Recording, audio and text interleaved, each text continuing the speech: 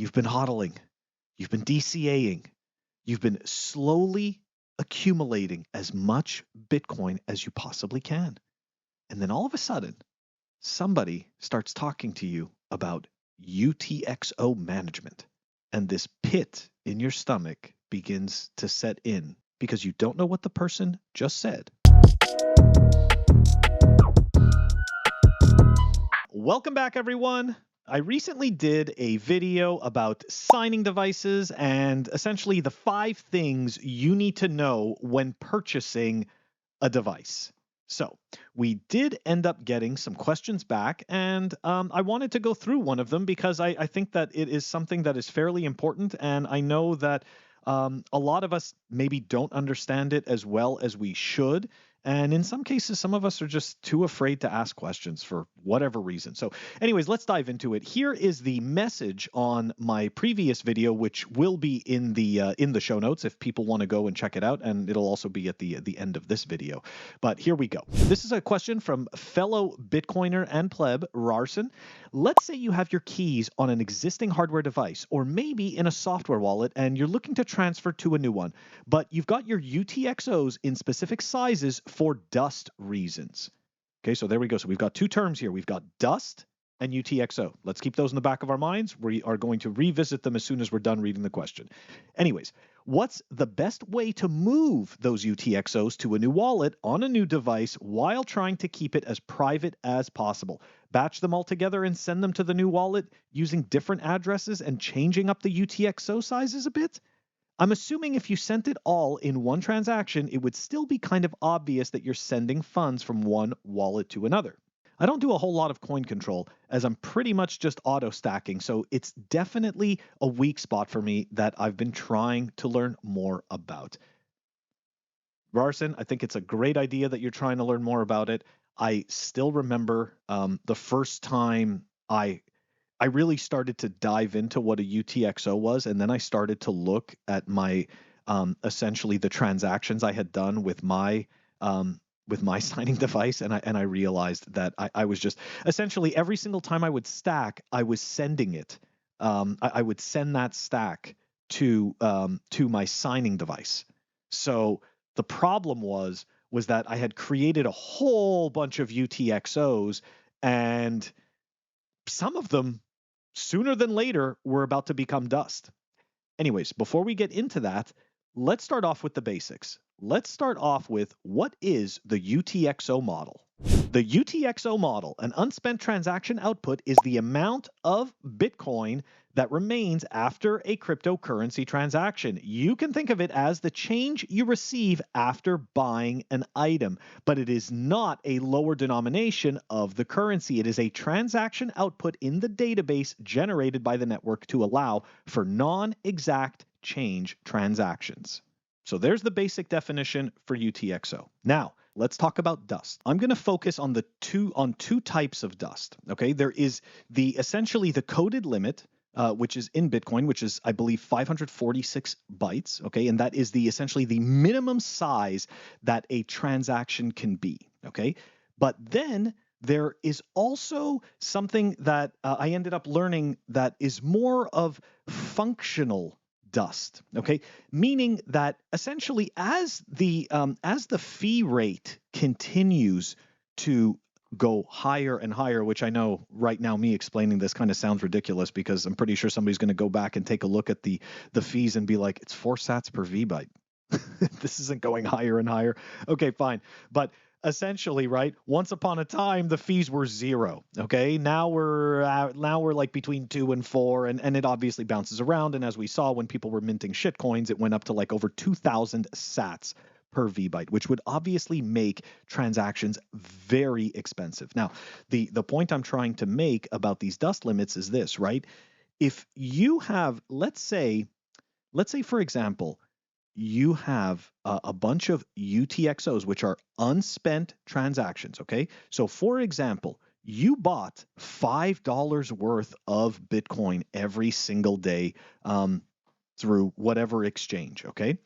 And essentially what you did was every day you would get that $5, you would go and send that particular amount, right? That UTXO, you would then send it to a hardware wallet, okay, or a signing device. Now, we fast forward, okay? Let's say you decide you want to spend your Bitcoin one day, okay? And it turns out that the item that you want to purchase, let's say is like $50, okay?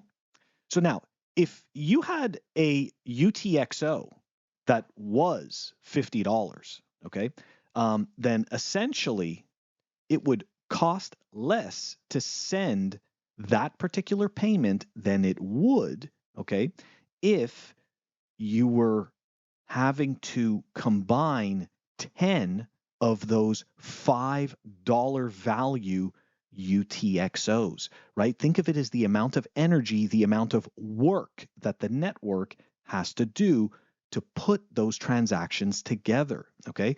So that is one of the cases for UTXO consolidation, right? And essentially what would happen is that let's say you had been doing this, right? Let's say you had created hundreds of these transactions for $5 and you've just been sending them to your wallet. Well, one thing you can do in order to consolidate those into one big UTXO, well, what you can do is you would generate a new address on that same signing device. And then, and obviously you would do this while the fees are low. And then you would simply just send the Bitcoin to yourself. And the action, right, of sending all of those transactions to yourself as one transaction, that consolidates all of the UTXOs now into one UTXO for the full value. Okay, so the next side to this, right, has to do with privacy. So you're all happy. You've consolidated your UTXOs. And now you decide, well, I'm going to spend some of my Bitcoin and I'm going to purchase something. So now you have your consolidated UTXOs. Now let's just keep this $50 this $50 amount that I've been using for the example. Let's continue to use that, right? So you've got this one UTXO for $50. Okay, that's a combination of all these other $5 UTXOs that you consolidated. Okay, now you go and purchase an item. This item, let's say, costs $25. Okay, so you're going to send the Bitcoin to make the payment. Now you are going to have a UTXO that is going to be whatever fee it costed to make the transaction on the network and that $25 worth of the UTXO, which means you are left with a $25 UTXO. That is your unspent transaction output. That is the $25 you didn't spend. Now, this is where we get into the privacy piece. Technically, when you sent that payment, now the person you sent it to can, in fact, go back and see how much Bitcoin you actually have as part of that UTXO set. So this is where the kind of the organization as to how should I organize my UTXOs? How large should they be? How small should they be? How concerned am I about another party that I am purchasing items from knowing how much Bitcoin I have left in the UTXO that I spent with them, right? So this is where there is no real clear-cut answer. I do understand that there's a lot of people that are going to want to tell you that there is this one specific narrative that you must follow because they have come up with that narrative. In all honesty, I've tried so many different ways. I used to split up all of my UTXOs into 1 million SAT UTXO minimum. Okay, and the reason I did this was I was trying to provision for the future cost of essentially what the price is going to be per VByte. That's what I was trying to do, right? I was trying to assume, okay, well, I don't want this 1 million Satoshi UTXO to eventually become dust, right? Eventually become unspendable. So we don't want that. So, yeah, this is where there really is no clear-cut answer. The best thing I could say is that you probably don't want any UTXO under 1 million Satoshis. So you want to at least, so let's say you're doing a DCA, right? And you're using an exchange. I would leave, and I hate to say this, but in terms of UTXO consolidation, it probably is the cleaner thing to do. You accumulate your Bitcoin on the exchange, and then once you get to, let's say, 1 million Satoshis, or 1.5 million Satoshis, whatever it is, then you go and transfer it to your signing device. And that way you know that UTXO is going to be of a size that you don't necessarily have to go back and do regular maintenance on. Now, Rarson also made a point about privacy. I don't really see an issue of transferring Bitcoin to yourself. Let's say you've already transferred your Bitcoin to your signing, or I should say transferred access to your Bitcoin to your signing device. At that point, if you're just generating a brand new address on your signing device and just sending it back to yourself, I don't see an issue.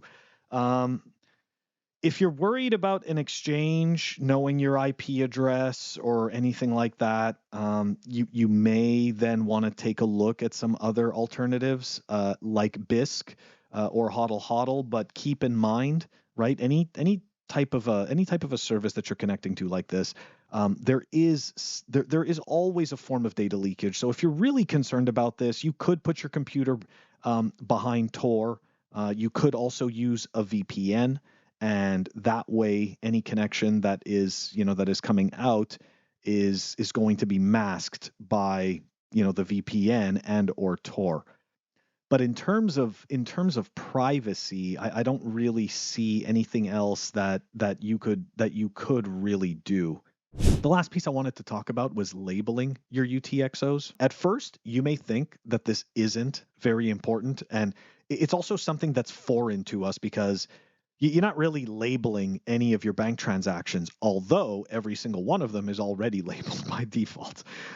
So that's, I mean, in a way, we've already been doing this, but now this is in Bitcoin, this is more of a manual process.